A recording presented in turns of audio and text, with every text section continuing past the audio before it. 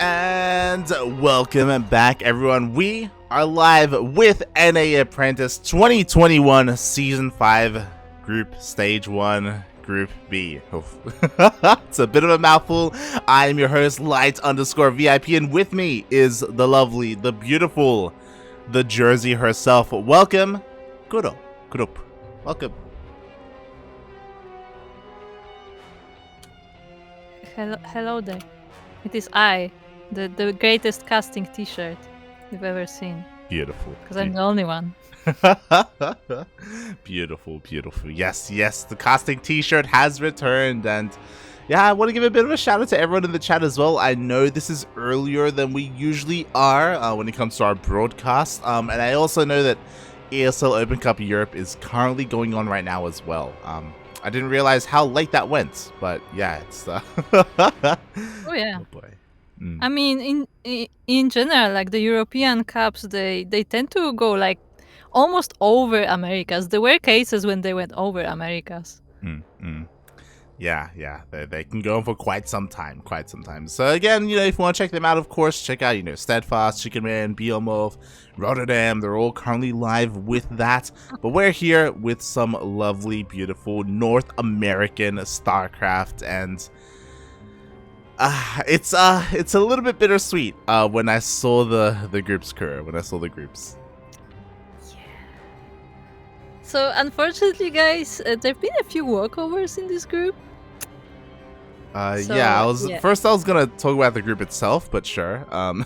Okay. So yeah, honestly, when we saw the groups, like especially Group B, which we're covering today, it looked honestly pretty good for our Duckling. Like obviously the groups that we're going to be covering on this channel are our Ducklings, like Neo and Patty Mac.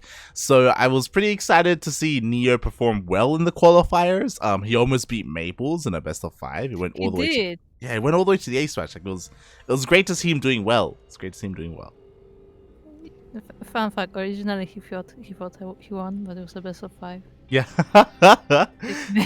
Yeah, if it was the best of 3, he would have won. Yeah. He was actually so proud of himself, and it was like, oh, this is best of 5s. Yeah, shaking my head, Neo, shaking my head.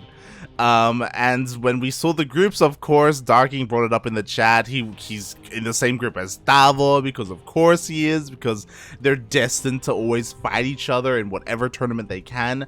But more importantly, there were 0 Protosses in his group, and I was like, yo, and the players that are in his group are like within his skill range. So I'm like, mate, winnable. Like it's not gonna be easy, but you can get out of here. But I mean, Vindicta is pretty good, but other than that, this is definitely in the skill range of Neo. Definitely. But as I change the scenes, and as we can all see here on the screen, unfortunately, even though Neo did qualify for the event, he was unable to play his matches. Recently, we've talked about it, about his, he hasn't been able to play in a lot of these online weekly tournaments, and a lot of it does have to do with his studies, unfortunately. Yep. Fortunately, I feel like, all players on our team are students, right? Yep. Yeah, all of them. So, education takes quite a big part in their lives, as it should, understandably so. Yeah. But yeah, unfortunately, sometimes that means that, you have to put down the mouse and keyboard and, focus on other things. Yeah, it is a bit of a shame. For those wondering, Neo has had a pretty rough month. So give him plenty of love on social media. Like he has, specifically this month, he hasn't been doing as well as he would have liked when it comes to his studies and university. So he does have to focus on it a little bit more, and he's taking a bit of a step back from StarCraft to focus on his university. For those wondering, of course, he is studying to be a lawyer. So it's a pretty intensive program that he's a part of. Didn't know shirts could talk. Yes, hello. It is I. Yes. We actually have no delay, so I can read the chat and respond to chat. This is great. We have the power. But yeah. So Neo, unfortunately, because he is in law school, he is going to be focusing on that for the next month or so. We'll keep you guys updated on when he can again compete again, because he wants to. Don't get us wrong, he wants to, but at the same time, like, studies do come first, or again, education does come first. So yeah, feels bad, man. Feels bad. I mean, even if you become like a top pro, like you still need to do something afterwards, and like there are so many people that like they can find some job in esports, but like it's not guaranteed that you're gonna find something like for your quote unquote retirement. So like it's good to have something. It really is. It really is. So because of that, unfortunately, we do have all these walkovers. On top of that, another match that didn't happen was Bioice versus Tavo. I'm not too sure what the story is behind that. We're not at Tavo in the chat because Tavo should have been there. He's actually, fun fact, he's laddering right now. I can see him. he's here. See, Tavo heard that Neo can play, and like his heart broke, and like he couldn't press the keys. It didn't work. Just didn't work, man. It just didn't work. Couldn't play the game. So unfortunately, Tavo also gave a walkover over Bioice. So because of that, we're pretty light on matches today. Which I mean is a good thing and a bad thing. I know Kuro, her voice is thankful. Otherwise we would have had 6 best of 3s, which is a lot. What I will say is that for Group D, our next broadcast day for NA Apprentice, all the matches were played, so we will have 6 best of 3s. Yes, we got confirmation from Sugar. All the matches were played, so there will be regularly timed broadcasts, not like this one. And yeah, I hope you guys are looking forward to that. Yes. There's another duck there. Exactly. We'll get into Patty Mac at some point. But here today, we have our 2 matches, our 2 best of 3s to determine who the hell gets out of this group. Every match counts. I mean, it does. Every match is very, very important here. It's gonna be very interesting to see how this goes. I'm a little bit scared. But before it's like a total clown fiesta, because everybody was like, yeah, I can lose 1 match in the group, and it's like, oh. Yeah. Like, it's brutal especially because Bioice got the walkover over Tavo. Like, Vindicta is the big name. If Vindicta wins both matches, Vindicta advances, and so does Bioice, because that one walkover. Like, it's pretty brutal. Yeah. I'm just trying to think if there's a possibility for Tavo to advance from this. There is, but yeah, like, what happens if Vindicta beats Bioice and Tavo beats Vindicta? He doesn't get out because of head-to-head, right? I guess so. Yeah. Hold on. I think it's impossible. Yeah. I think it's mathematically impossible for Tavo to get out. I've seen the chat. Because he... so this is a wrap. Thank you guys for... Yeah. Right? Am I wrong there? Right? Even if Tavo, if Bioice loses and Tavo wins, they're tied in map score, essentially. Yeah. And Bioice won the head-to-head versus Tavo. I don't know what are the tiebreaker rules. Like, how are the maps counted? True. Maps can also be a factor. True. Like walkover wins may hold less weight. So they can hold more. Like some tournaments count it as 2-0. So depends. It does depend. Regardless, we still have a day of StarCraft here ahead of us, and we can just dive straight into it. I will save the TVZ for last, even though it's at the top of the page. I'll save it for last, and we'll kick things off with a little bit of Vindicta versus David Tome. Can we start this broadcast with Funara Steel Mode in the chat? Because once again, I'm casting TVT. Always. You're always casting TVT. What are you on about? Oh, God. Hey, I love how as soon as you say that, Steel Mode reveals himself. Yeah, I was gonna say that the moment I started that sentence, like, he's there. He knew.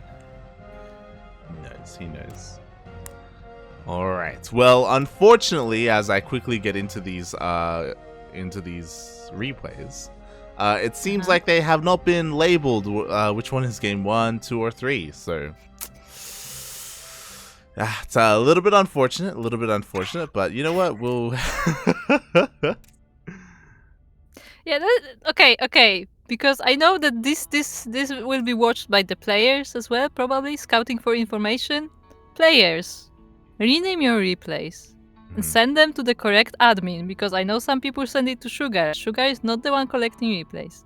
But rename your replays, put the player names in the replays, put the game number in the replays, and send them to the correct person. The announcement is there. Oh, is Sugar is not the one collecting the replays? No. Oh. Oh, interesting. Let me double check, because I think I know who that is, but I don't want to say it wrong. Yeah. Ah, where's my server? Yeah, CP Cup is collecting. Ah, Sippy Cup. CP Nice. Cup is collecting score, labeled replays, and yeah. And it specifically says what's the format for the name of the replay, because apparently players are forgetting to do that. Mm-hmm. Because there's only so much information you can get from the replay analyzing programs. It makes admin jobs easier too. It does. So make sure you're on that if you're a player and if you're here. I'm As just looking at the messages. yeah, as it sounds like we have a couple of issues here. So you know what? I guess we'll just start with our TVC. Why not? We'll just skip ahead. We'll eventually get into Vindicta versus Tavo, but there seems to be a little bit of an issue. Thankfully, also the other thing with these replay casts is, thankfully there is no, there hasn't been like a patch, because if there was, Oh yeah, then it would be over, mate. I mean we had a patch recently that just broke the game for no reason. For some players, yeah.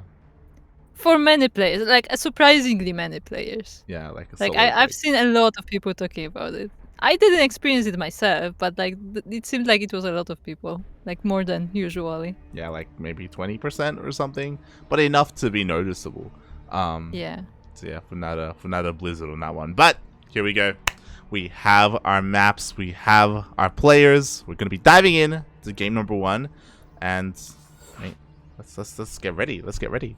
You may avoid the TVT, crew. You may avoid it. You think so? No, we do have the replay, right? Yeah. We're still casting the TVT. Okay. I don't think I'm gonna avoid it. Yeah. Unless. Unless. Hold on. How can I drag into the cast? This is when we just drag Steel Mold in. Oh no. Oh no.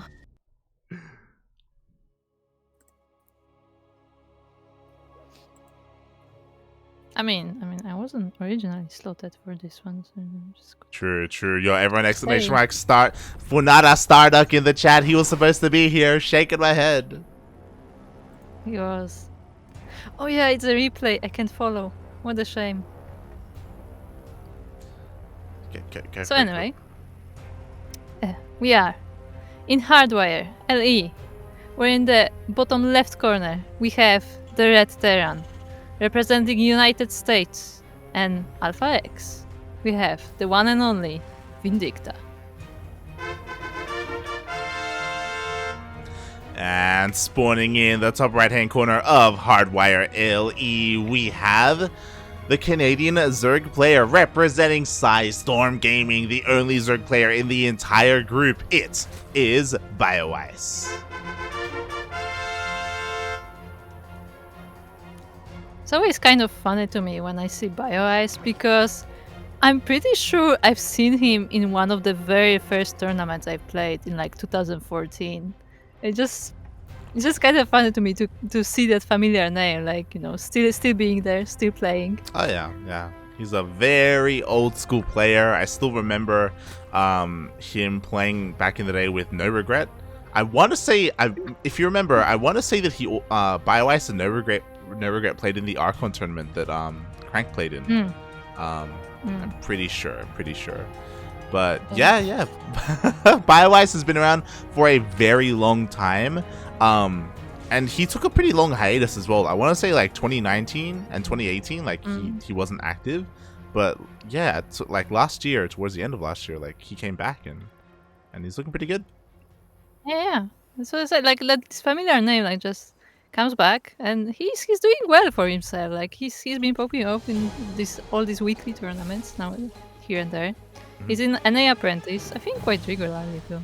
Hmm. So yeah, we'll see how he stands up to Vindicta. We will, especially because Vindicta, as you were saying, is the biggest name in this group. He is the one to beat, and it's going to be a tough one because arguably he is the strongest Terran player in the entirety of North America, not including Mexico. I guess America and Canada, I should say. As, oh my god, Bioice, he takes a very interesting third base. Yeah, because there was an SCV blocking it, but usually we'll, take the triangle, right? And he's like, nope, this is the closest. Just going for it. Yeah. I'll be real. I've never seen someone take that base before as a third, so interesting move by Bioice. If this may come into play, it does kind of launch pad the creep once it finishes up, and he may end up like throwing down a Roach Warren with this. Like, it's, to me, it's the only thing that makes sense because it is so exposed. Yeah, it's so exposed, but that said, it's not like, awfully far compared to the regular third. Like, it's only a bit to the south. So, yeah, we'll see how that works out. Yeah, exactly. Because it's much more forward, it does mean it's more vulnerable to these like bio tank pushes if we get there, when we get there. Again, my eyes are on Bioice to see if he does end up throwing down a Roach Warren or if he just drones up and plays a little bit more standard. Meanwhile, Vindicta opening up very macro. He went for a 1-1 into his CC before his starport, eventually into a starport. It's a very early third. Yeah. No mech on the horizon, fortunately. As these things happen. But yeah, there's a scouting overlord that's gonna see everything because this one marine is not gonna stop it. And yeah, so far, very, very calm game. Smackering up, the Banshee coming out. Oh, I love it. Yeah, Bioice does scout with his Overlord, and he will confirm the Banshee on the way, confirms the cloak as well. But as we see, immediately as soon as it gets killed off, Vindicta, he cancels. That was a very weird cancel though, because like he first made the Banshee, then he started cloak, then he cancelled the Banshee, then he made Banshee again. Then it's like a bit, a bit wonky there. It was, but in the end, it's doing its job. Yeah, Bioice is throwing down spores in every single base, all in location for a Banshee as well. So there's potential for this Liberator, especially because we have seen a lot of like Liberator and Hellion like pushes come out recently.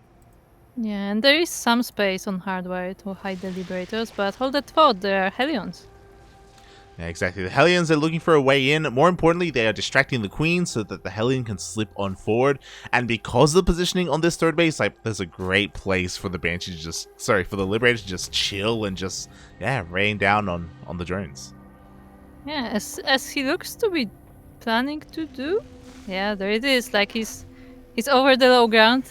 I think Queens can still reach it from there, but they have to be careful about the positioning. Yeah, exactly. The and problem the is Hellions on the front. Yeah, the Hellions are trying to find a way, and thankfully there are plenty of Lings, though the Hellions do not get into the natural base. The Lings were there just in time, but throughout all of this, again, a lot of lost mining, and that Liberator did reposition, trying to find some more damage. I don't think this is... Yep. This is not high ground. It was a nice idea, but this is not high ground. Yeah, he gets one drone kill. The Hellions once again try and dip in, but the Lings are on top of them every single time. All the Hellions will finally get cleaned up. And that Liberator, okay, a couple more drone kills. Oh, coming back a little bit too soon. Uh-oh. Yeah, I mean, Bioice is a bit distracted by the Hellions on the front. But, yeah. I mean, basically that Liberator is like just danger. He's a risk. Like, you have to constantly keep it in mind, and it keeps repositioning there. Yeah, and there's nothing to stop it from just repositioning like this. Ooh, almost gets a Queen. Nice target fire on the drones. 2-3. It looks like it will be sacrificed, but in total, 8 drones were killed for that one Liberator. Yeah, not bad. And in the meantime, Vindicta had time to set up his third. He's macroing up. He's making more production, and just has all the time to prepare the army while Bioice has to be on his toes. Yeah, exactly.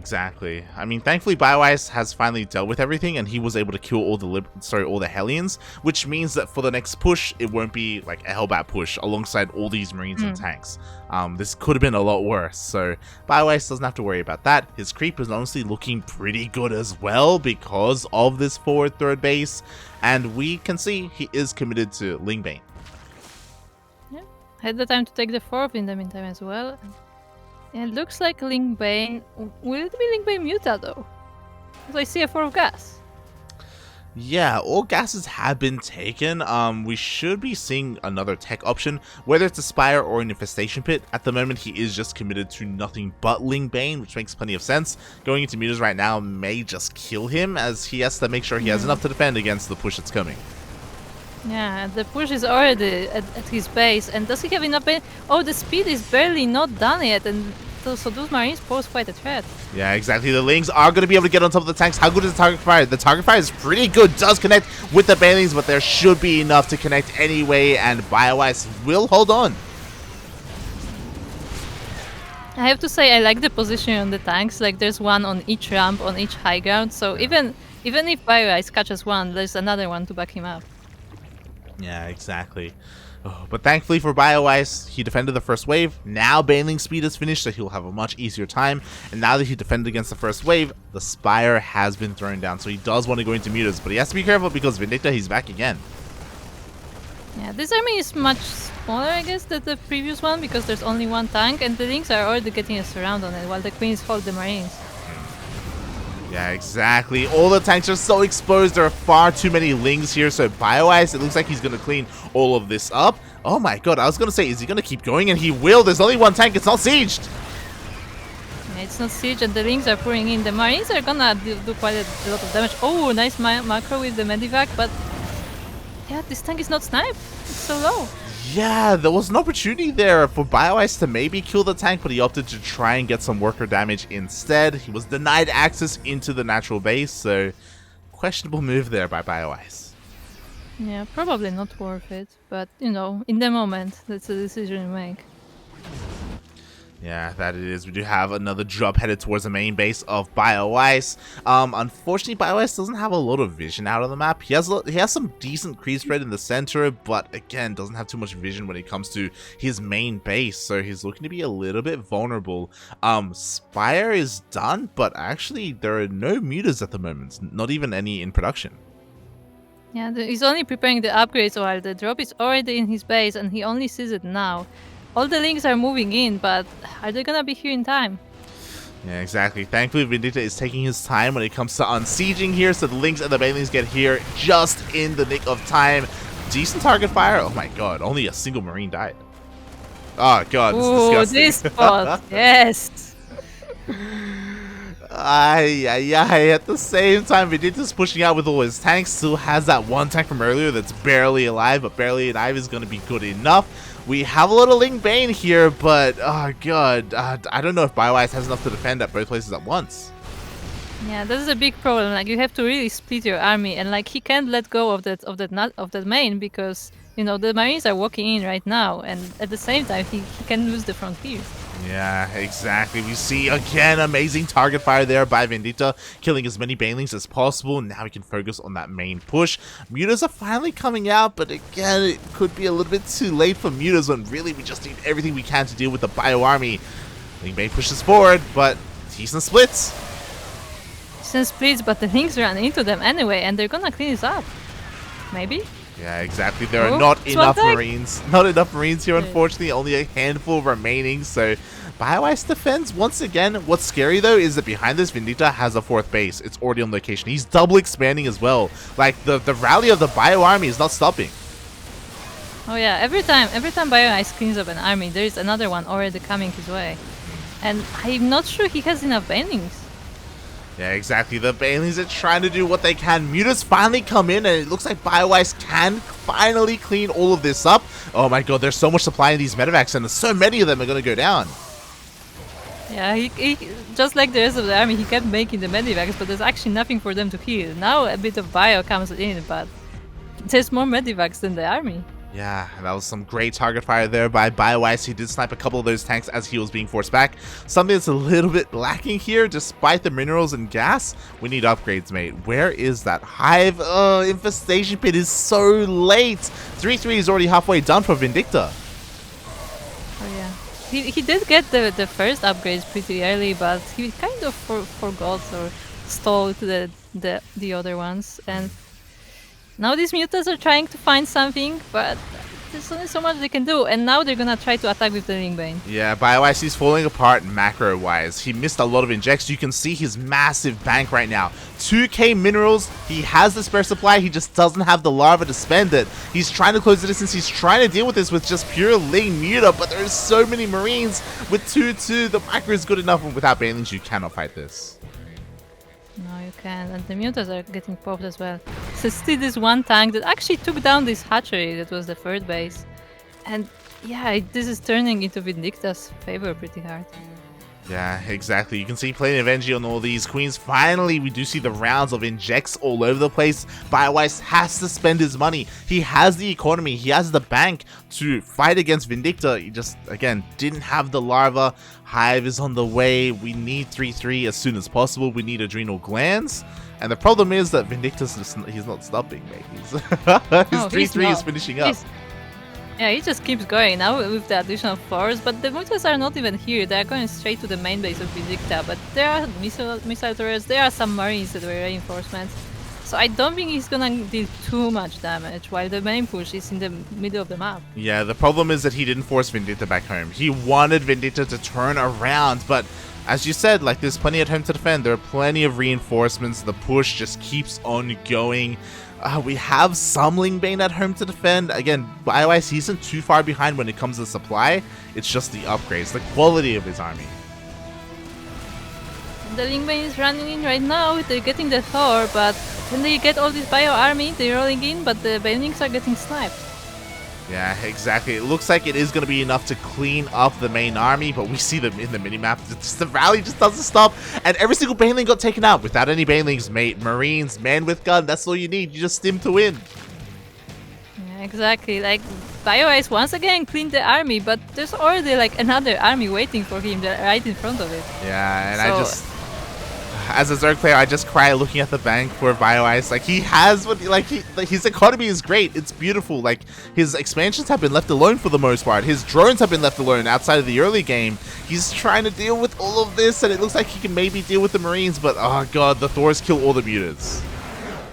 Yeah, and GG is called as Vindicta takes game number 1. GG, well played. And I mean, to be fair, Vindicta was the favorite coming into this, but like Bioice, like, he was holding on quite well there for a lot of that game. Yeah, I mean, well, as we said, like, he was cleaning up these attacks like time and time again. It's just that, like, you know, that was not enough. Like, he cleaned up the attack, but he also spent a lot of like his own Lingbane for cleaning it, and then there was already another army ready. Yeah, exactly. Like, the kind of multitasking was really put to the test there for Bioice, and you could see him falling apart a little bit at the seams. You could see him like just missing injects, or if you miss injects like that, man, you need macro hatches. You need excess larva to work with if that's what's gonna happen. But that's also what Hardwire is about. It's a relatively small map, especially because of the way he expanded. Like, Vindicta just always had pressure on Bioice. Yeah, and time again he was attacking that third base. Like, that was the front point location that was, you know, just the closest for the attack. Yeah. Aye. Oh god. And yeah, with that, Vindicta does take the first game. Just quickly checking some things here. Vindicta versus Tavo. Tavo, right? Yes. I mean, for the next match, yes.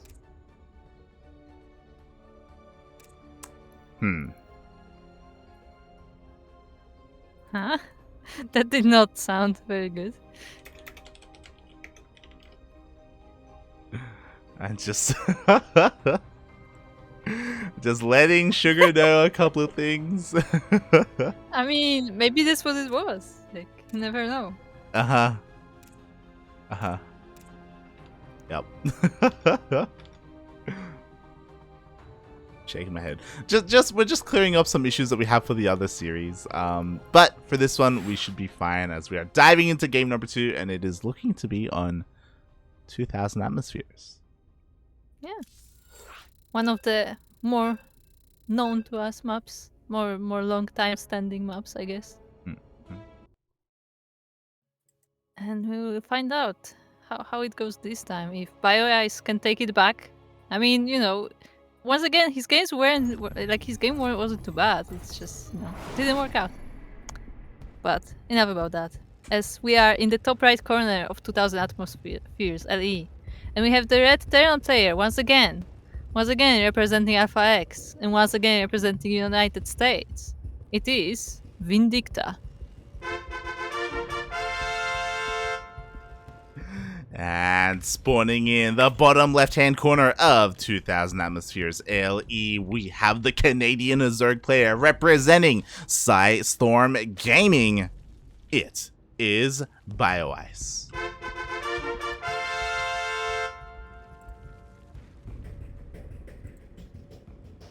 Okay. And also a guy in the chat. That's good morning, Sounder. Sounder's also woken up here. Why are you up so early? What a crazy person wakes up this early in Australia. Look, we're not all like Starduck, okay? Like, what?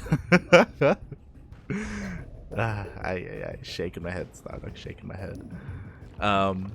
As we get into this game, and you mentioned it earlier, I 100% agree. Like, honestly, Bioice, like, he impressed me with his ability to defend, his overall engagements, like his control, his target fire.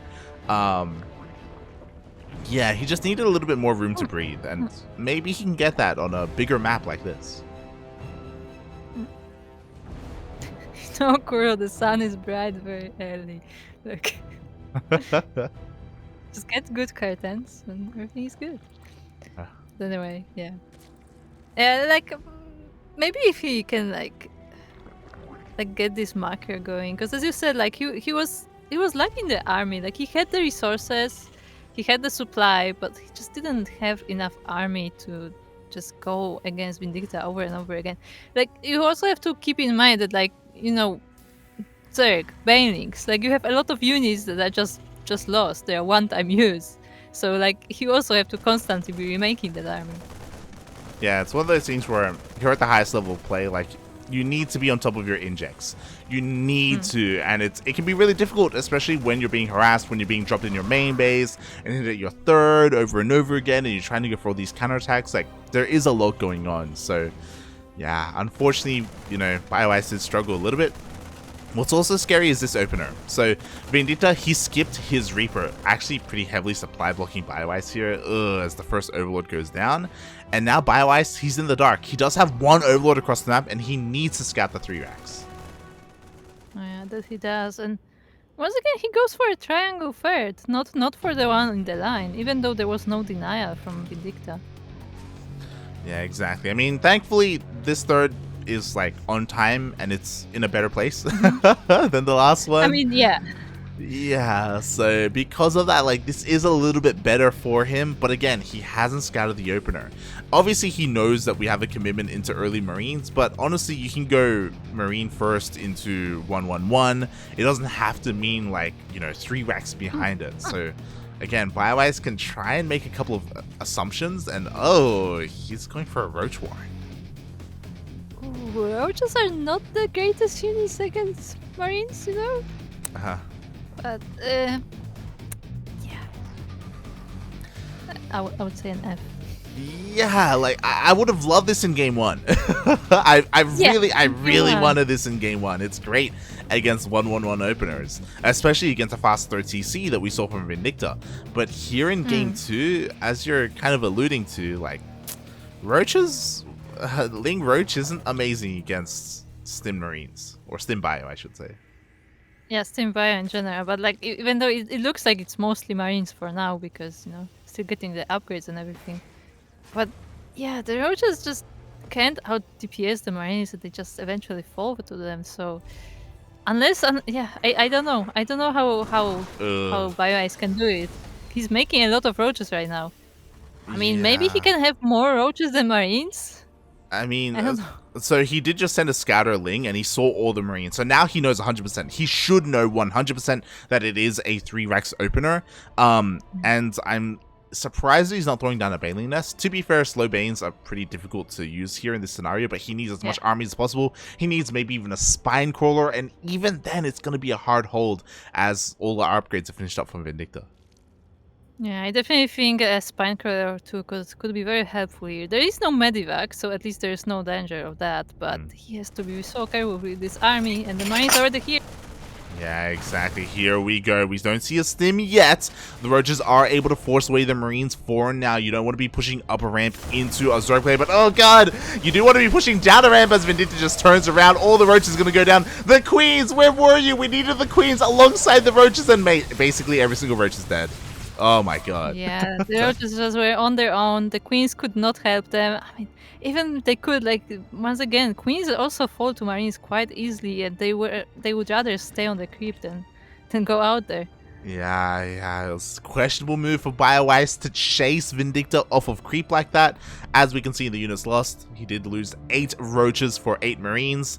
Obviously, that's a great trade for Vindicta.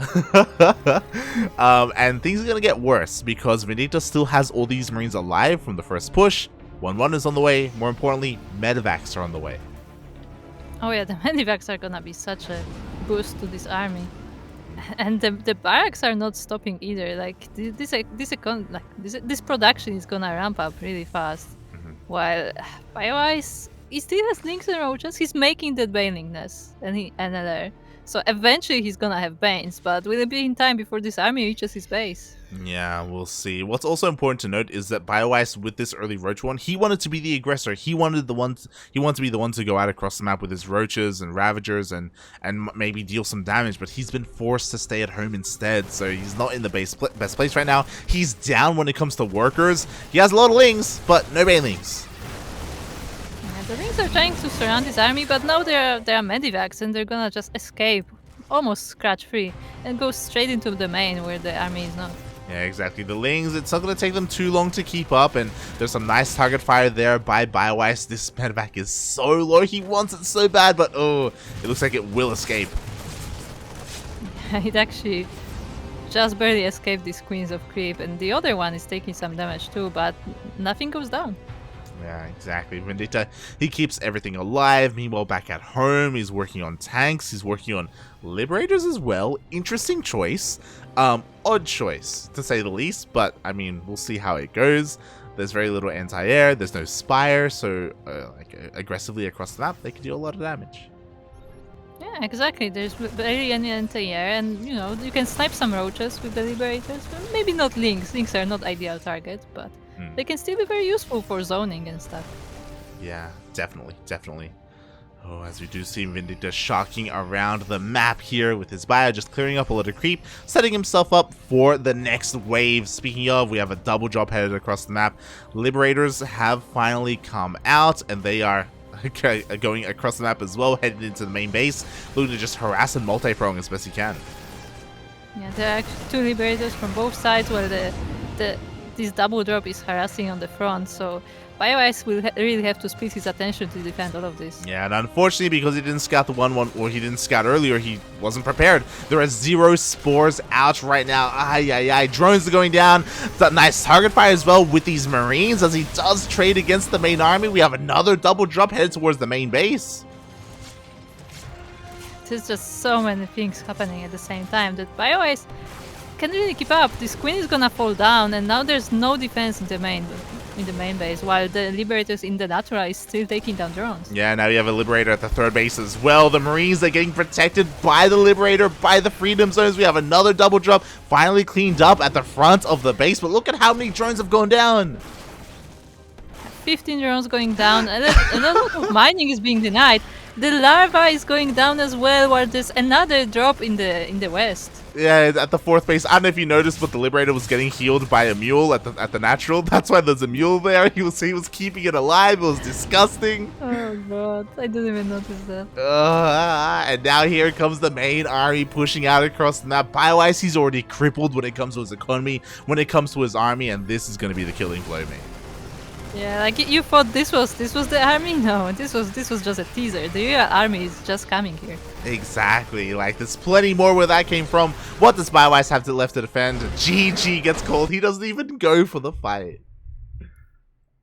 I've seen the chat. It was a good effort, but not enough. Not enough. That was crazy. Again, the opener into 4 Liberators, drops all over the place. Vindicta just dominated that map. Yeah, he really did. Like, you can tell that, like, once Vindicta keeps going, he just doesn't stop. Like, you could see it in game 1 too, where, you know, he had the Hellions, he had the Liberator, but once that was shut down, like, he kind of toned down on the harassment. Meanwhile, in game 2, like, Bioice didn't manage to, like, stop it early, and, like, it just kept snowballing. Mm-hmm. Yeah, exactly. Like, Vindicta, it does seem like, you know, he really wants that momentum, and once he has it, like, you know, he's in the groove, you know, he's going, he's just executing his build, there's nothing to worry about at home. I don't think Bioice ever got to go more than halfway across the map. Like, there was never any aggression, never any harassment. He just couldn't. A link. Yeah. A single link, you know. Single link, that's it. Unfortunate for Bioice, but yeah, he tried his best, and, you know, sometimes you lose, sometimes you win. And this time, Vindicta was superior. Yeah. Very superior there in that series with that 2-0. So congratulations to Vindicta on taking that win. Again, Bioice, like, it was much closer in game 1. Like, I highly recommend checking out the VOD if you didn't watch it. Like, Bioice was definitely holding his own. And there's a world there where he definitely could have won that game and overwhelmed Vindicta. But in game 2, it was all about Miguel. It was all about Vindicta. Yeah, like once one of his, you know, harassing points works out, it's like, let's add another one, and another one, and another one, and like Bioice was literally attacked from every side he possibly could be. Like there was no safe base. Yeah, nowhere was safe, unfortunately. that was rough, and with that, again, congratulations to Vindicta. He does win his first series, and now he's going up into a different matchup. He's going up against a Terran.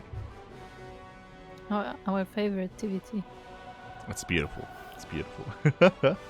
Wait, hold on. Does Tavo also play mech? No. I've seen him play mech against Zerg before, but it's not really something that he does too often. So we shouldn't see mech versus mech. I don't know if I can say the same about Vindicta. We'll see. Oh no. What I mean, regardless, watch it just be, you know, the tank standoff where it's just like siege up. It's just stand there. My favorite. It's beautiful. It's TVT. I think the only person who doesn't play like that is Kelazur. I remember Kelazur being like very drop heavy in TVT. I don't know if that's still true, like, because, you know, times change, but I remember him specifically being like more into like dynamic drops and stuff in TVT specifically. Yeah. I mean, speaking of times changing, Time is also another player who is very aggressive in TVT. Sometimes to his disadvantage, so he does prioritize a lot more like medevacs and drops instead of Vikings, so he just completely gives up on air superiority and just tries to drop as much as possible. So yeah, there are Terran players like that. I guess we'll see what kind of player Vindicta is. Yeah, let's find out. Oh yeah. Oh boy.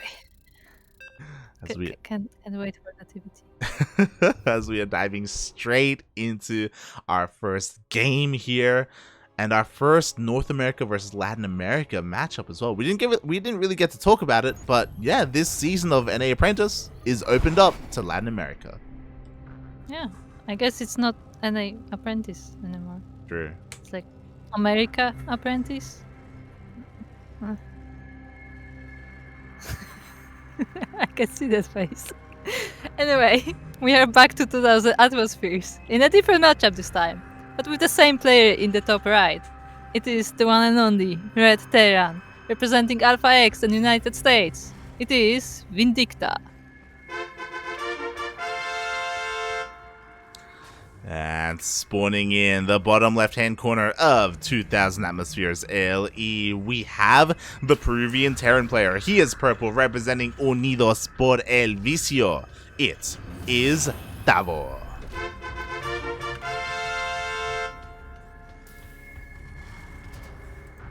Can we go back to the talk about band colors on certain maps? For a second, I thought the Tavo wasn't there. The purple is just blending in with this map.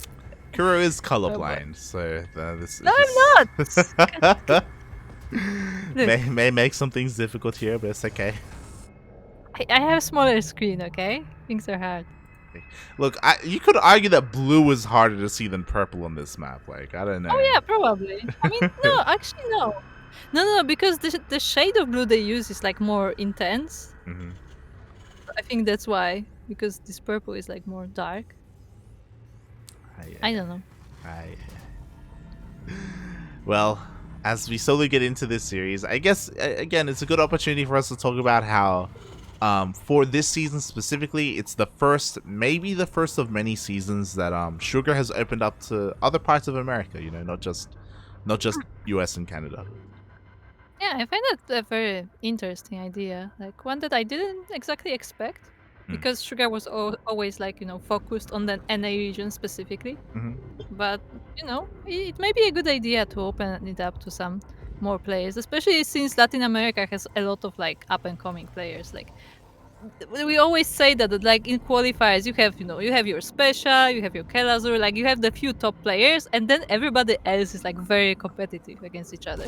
Yeah, exactly. I do think it makes a lot of sense as well because the NA region has shrunk over time. Same with the Latin American region, to be fair. I think all the regions have had a little bit of like atrophy. And again, like NA isn't as active as it once was. Like specifically when it comes to like, for me, Zerg representation. Sure, there's always been Scarlet, but like when it comes to the US, there isn't really any big names anymore. Silky used to be the one like holding that banner, but like he also retired and he's focusing on studying instead. So it's a bit of a shame, but it's great for Sugar to like solve that by opening things up to Latin America. Yeah, as we see these two Reapers actually get some damage done in the base of Vindicta. Yeah, exactly. A very nice opener here from Tavo, who was able to slip on in. 4 workers will go down. And Vindicta, he was completely out of position. He was not ready for this whatsoever. Even though he did have his Reapers and his Hellion, he just, again, was at his natural, not in his main base. And Tavo back at home, he's already got his Cyclone. Like, he's ready to defend if Vindicta did go for a counterattack. Yeah, it's very interesting. Like it often happens that like it looks like kind of like a gentleman's agreement that the Terrans just enter through the front gate and like face the other army of Reapers, but no, not this time. Tavo just went straight for the workers and he got a few kills. Yeah, exactly. Meanwhile, at home, Tavo also has the much faster natural base. He's already got his orbital up and running, working on his worker count on his SCVs. So Tavo's honestly in a really nice place. But Vindicta went for a very interesting opener. He went for a very fast, incredibly fast gas at his natural, so he's working off of 3. So he's going to be making up a little bit and just like working on nothing but tanks, and he's going to go for a drop. Oh, tank drop. Nice. That's not the most common one, but hey. It may just work, like especially since he has these 2 Reapers and a Hellion, that they're gonna probably tease Tavo on the front, and then the drop is just gonna go into the main. There is a Cyclone waiting for it though. Exactly. This Cyclone is so important. We do see the boost here from Vindicta. He's trying to get into the main base. Ooh, he doesn't commit. He does have eyes on that Cyclone. Tavo responds as well. He's ready. He sees. Yeah, I like that Medivac just boosting him with like, nope, never mind. Oh god, and he repositions very nicely here at the natural base, and he does end up getting siege, forces a lot of these workers off the mineral line as well. Finally, we do have a second tank out for Tavo, but it's still not sieged. Yeah, it is now, and there's a Raven as well, so actually Tavo doesn't look too bad with this defense. And Vindicta is trying to find another angle, but the siege is there. Yeah, exactly. Like, honestly, I feel like Vindicta needs to leave soon because this Raven, this one tank can be cleaned up very easily. We do see some reinforcements coming across the map. Again, Vindicta being very aggressive right now, not stopping with his tank production. But if he loses his first one, then okay, there we go. He does unsiege. He's coming back. He's regrouping. Yeah, and Tavo just goes for more Ravens, more tanks. Like, he's gonna solidify his position here in the natural while the rest of Vindicta's army joins in. That it does. And this is getting really scary because we have 3 tanks. We're about to have 4 tanks. We have Liberators on the way as well. Like, this is very committed from Vindicta. Like, that was getting ready for like the late game. He's up like 10 plus workers. Like, he's working on a 3rd TC. Vindicta's kind of all in with this. Like, he's... Yeah, and the Vikings will snipe the Raven as well, so that one goes down. Yeah, the Raven goes down without using a single spell. The second Raven is a little bit under threat as well. Vindicta again being very aggressive with this, and Tavo was not prepared at all. No, the Raven!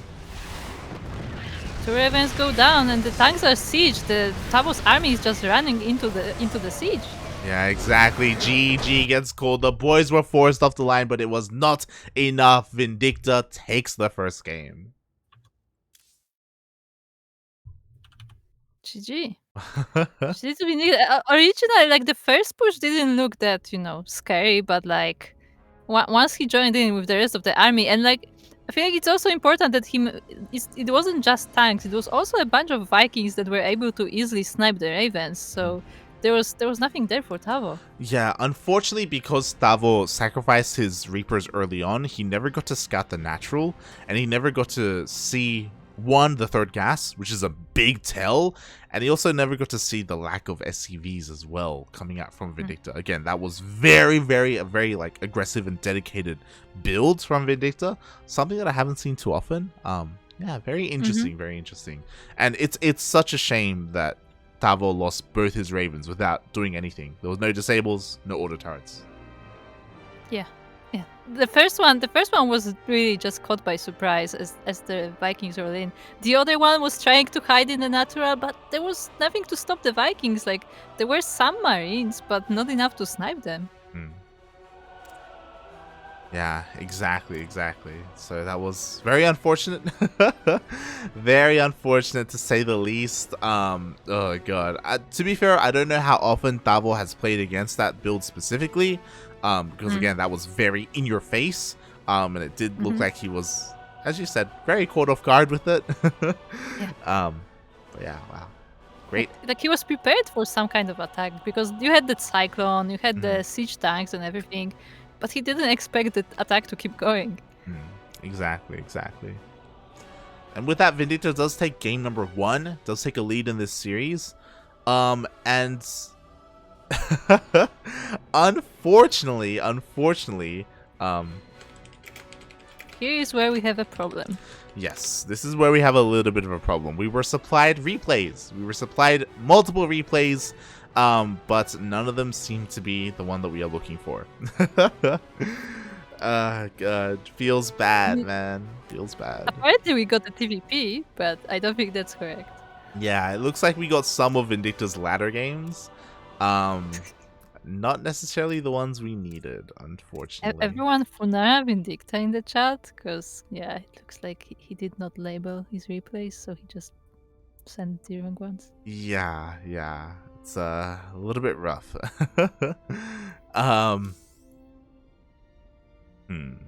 Actually. Huh? I'm gonna see if I can do something here. Can you like look them up like a website? So again, for those wondering, we just don't have game number 2 at the moment. But I'm gonna message Tavo. yeah, I'm messaging Tavo right now to get them directly. Yeah. Yep. Okay, that's where we're going. Oh boy. Gracias, Tavo, gracias. Oh my god. Thank you, Tavo. So, thankfully, he's awake right now and we were able to get the replays from him directly. Otherwise, it just wouldn't have happened. So thank God we have it. And I don't know if we're ready for this, but let's go. Let's go. Let's see what happens. We need to find out. Yeah, he actually couldn't rename. But yeah, he was able to just make the lobby, and we're diving in. Game number 2. We are sorry for the delay, but finally we are here. Once again, it's Hardwire. Just like in the very first series, it was also Hardwire, but for map 1. And once again, in the top right corner, we have the red Terran player representing United States and Alpha X. It is Vindicta.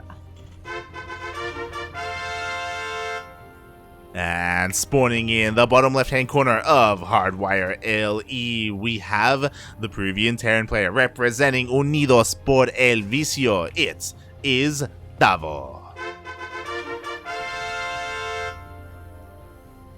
I would say Vindicta is such a nice name to say for the intro. It just somehow just rolls off the tongue for a good like epic intro. Yeah. I don't know what it is. It's good. It's good. Please don't rename yourself to like Pidgey or or Caterpie or Weedle. Please don't change your name to like a Gen 1 Snorlax? like Pokemon. No, Snorlax would be good. Snorlax would be good. Okay. But we already have Snorlax though. True, we do. Yeah, so those are already taken. Please don't rename yourself to like an awful like first evolution Gen 1 Pokemon. I He's appreciate gonna it. rename his into like James. That would be better. That'd be better. You know? What is? Yeah. Shaking my head, Vanya. Shaking my head. I still can't get over it. And he went with it. Yeah. I've seen him compete in tournaments. He's going with it. Yeah, he's committed. And like once again, I have nothing against Vanya, but I think Vanya is a nice name, and It's he a could nice. have kept it. Everyone thinks it's a nice name. Everyone that I've talked to, it's like, yo, Vanya's good. What the hell? What's going on? So I mean, I feel like as I literally look at the chat and I see Aries, I feel like it's one of these things where like, you know, people, especially like young people, don't like their names, but like later in life, sometimes like they kind of grow on them. So maybe it will be like this kind of thing where like after a few years, maybe he will come back to it because you know he learned to like it, to put it that way. yeah. But you know, who knows? I know people who like actually ask their friends to call them different name and like stick to it, even though their official name was something else. Yeah. So like, there are different kinds of people. exactly. You know, on the one side you have people like Aries, or on the other side you have people like Eric, who just he just makes his name Eric, and there you go. It's just his name. And now he's a kangaroo. Now he's now he's the kangaroo mate. Oh god, as we do see. Yeah, we do see Vindicta opening up with 2 of these Reapers. Oh, it looks like the 2 Reapers, they catch each other, and oh, Tavo loses his first one immediately. That's it. What? Oh my god. What is this? What we waited for the whole like 10-20 minutes trying to reach the players. For nada, Tavo. Give me the TVP. Tavo, Okay, ¿por qué? Now I understand why Vindicta missed this replay. No. GG. Congratulations, Vindicta, taking the series. For nada, Tavo. He's there. He's in the chat. God damn it. By the way, I like I liked how Tavo gave us the replay. He was like in the party to give us the replay. He was like, "Hey guys, enjoy, please." Yeah. I'm like, okay. Well, I was messaging him and he was like, yo, game 2 was a bit of a meme. He's like, I gave up too quickly. And I was like, oh, is it going to be like some cheese or like a proxy and like maybe he scouts and he leaves or something? No, apparently it's just the 2 Reapers meet. He loses the engagement because he didn't shoot fast enough, he didn't notice, and that's it. Look, his pride was damaged, okay? Like, it's your honor that got damaged in this game. He couldn't take it.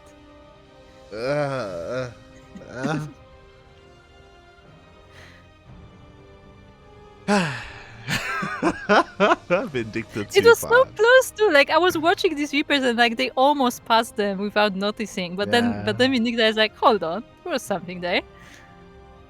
Shaking my head. Funada, Tavo, Funada. God damn it. But with that, congratulations. Vindicta does take the series 2-0. He does win both series 2-0. And I believe that does mean that he has secured his spot out of the group. Yeah, and I believe that means Bioice will be second, right? I'm pretty sure Bioice is second. Again, it is a little bit messy here, but again, Funada Tavo, he did not play his game against Bioice, even though honestly, I feel like that would have been a pretty close series.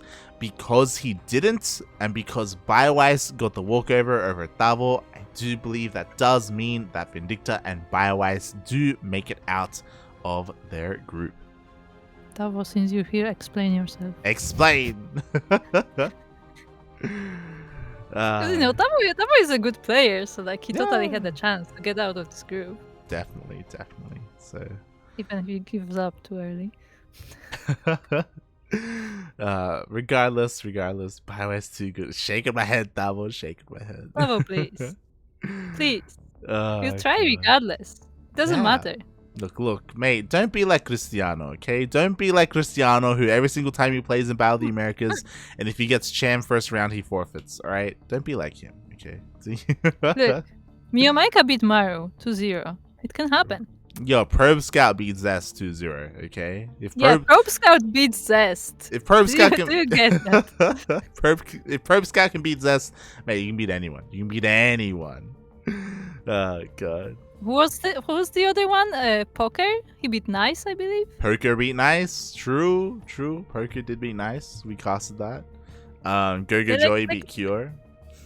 Yeah, exactly. Like these things happen. Like especially since it's a single series. Like you never know how it goes. Or maybe like just the builds just work out in your favor. Or maybe somebody calls that person like and they won't notice something. I don't know. Yeah. Like there's always a chance. Exactly. Even if they are like higher ranked than you on ladder or something.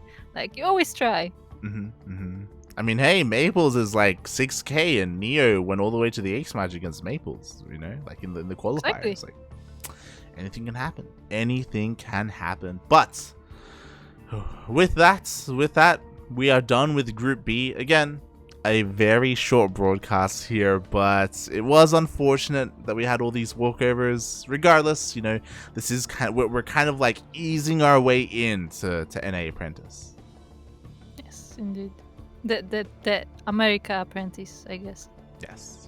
Sugar, we need a better name. The NA Apprentice is no more. This is the NA LatAm Apprentice. Yeah, like the problem is that American Apprentice doesn't work because we include Canada. Yeah, I mean, America's Apprentice. Americans? That still sounds weird. It's like, I don't know. These two continents Apprentice. We'll figure it out.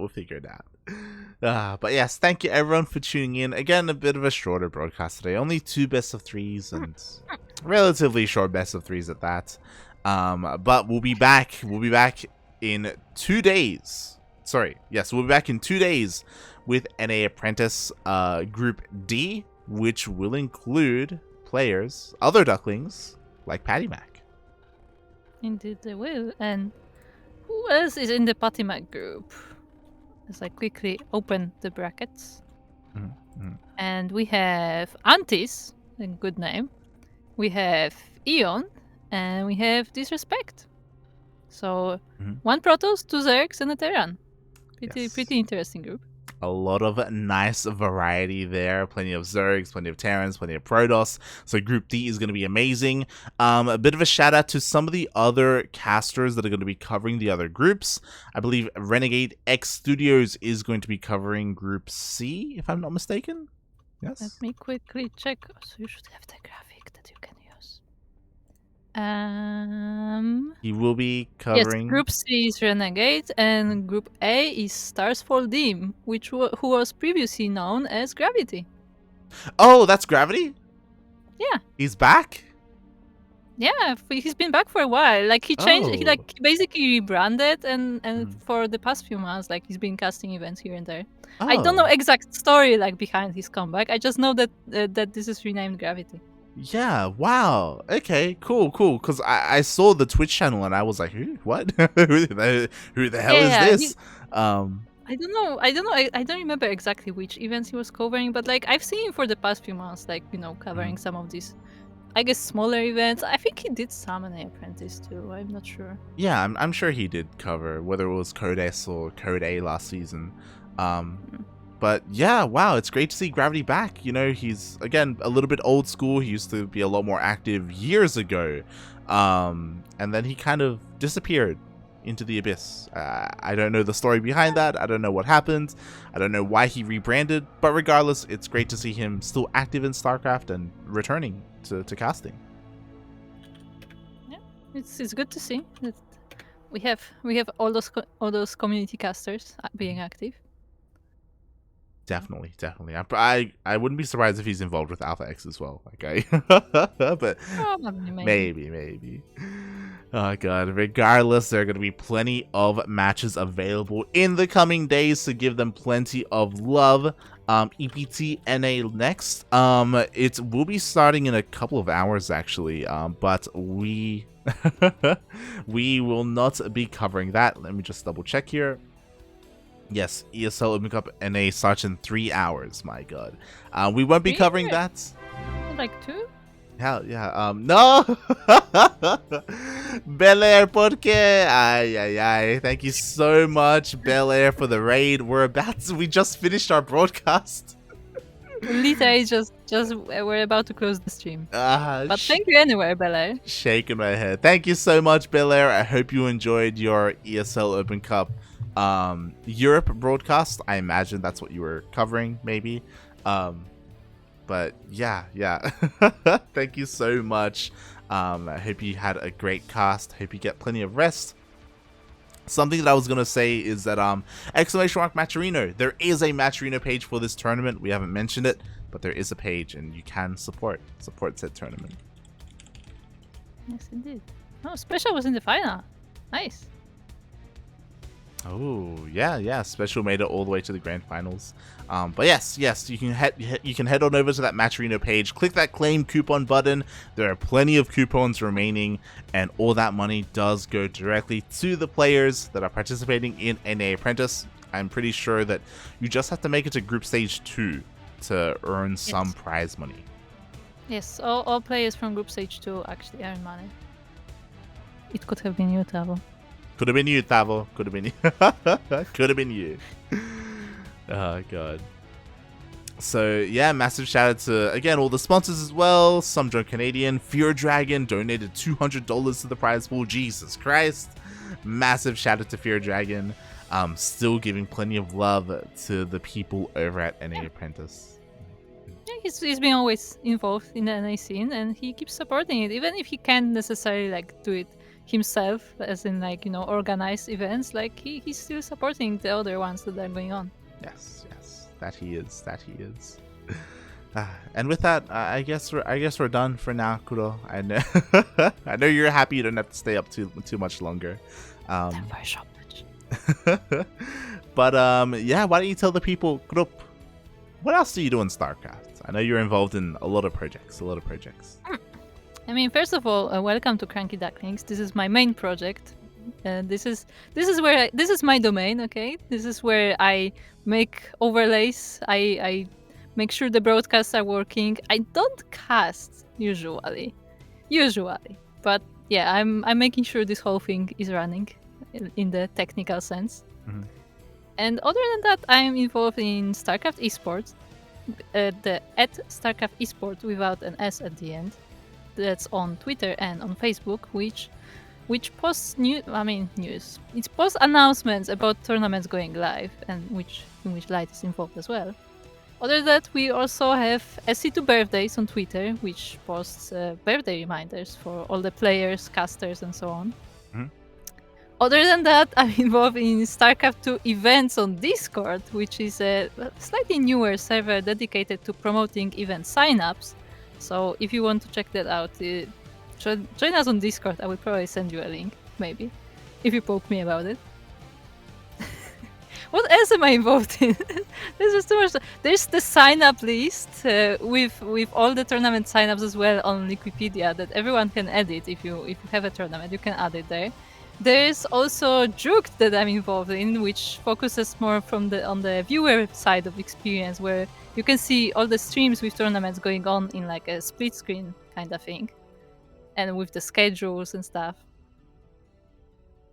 I think that's most of the things, if not all. Kuro is involved in a lot of things, so check out her Twitter. You know, she does sometimes tweet about them, so head on over to at 16th Squad S on Twitter. As you can see, exclamation mark casters in the chat. There you go. So yeah, give her a follow. She does post about them every now and then, and yeah, give her plenty of love there. Meanwhile, you can follow me as well, light_VIP on Twitch, Twitter, Facebook, all that good stuff. I do post whenever I go live. Sometimes I do ladder sessions. Sometimes I play some Final Fantasy. It's been a while though. We have been very busy here on the CranKy Ducklings, so check us out as well on all the places. Check us out on Discord, and yeah, thank you everyone for watching. We'll be back tomorrow. Tomorrow our next broadcast is going to be ESL Open Cup Asia in over 24 hours. So yeah. This is the rescheduled ESL Open Cup from October that couldn't happen because of the ESL website being down, so it is rescheduled to this week. Exactly. So yes, we'll be back tomorrow with ESL Open Cup Asia. The next day is going to be NA Apprentice Group D, so be sure you tune into that. Thank you everyone for watching. Massive shout out to Bel Air, and we'll see you tomorrow. Bye. Ciao.